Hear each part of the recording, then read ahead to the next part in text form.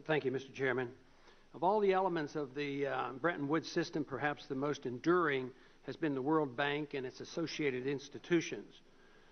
Although highly regarded in some circles, the bank has been a significant failure in helping the residents of poor and developing nations. Like many bureaucracies, the World Bank has constantly attempted to reinvent itself and redefine its mission.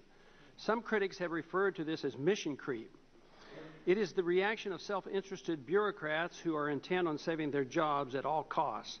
The non-institutional elements of the Bretton Woods, such as the gold-backed dollar standard, have gone by the wayside, but the World Bank and the IMF soldier on. What is most annoying about the World Bank are the criticisms alleging that the bank and its actions demonstrate the negative side of free market capitalism. Nothing could be further from the truth. The World Bank is not an organization devoted to capitalism or to the free market, but to state-run corporate capitalism. Established and managed by a multitude of national governments, the World Bank promotes managed trade by which politically connected individuals and corporations enrich themselves at the expense of the poor and the middle class. Western governments tax their citizens to fund the World Bank, lend this money to corrupt third world dictators who abscond with the funds and then demand repayment, which is extracted through taxation from the poor third world citizens, rather than from the government officials who are responsible for the embezzlement. It is in essence a global transfer of wealth from the poor to the rich.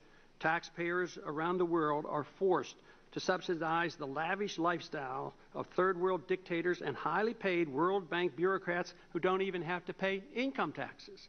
The World Bank has outlived its intended purpose. Capital markets are flush with money and well developed enough to lend money not just to national governments but to local and regional development projects at competitive market rates. In the aftermath of Mr. Wolfowitz's departure, much will be made of the question of his successor, when the questioning instead should be directed toward the phasing out of the organization. And I yield back.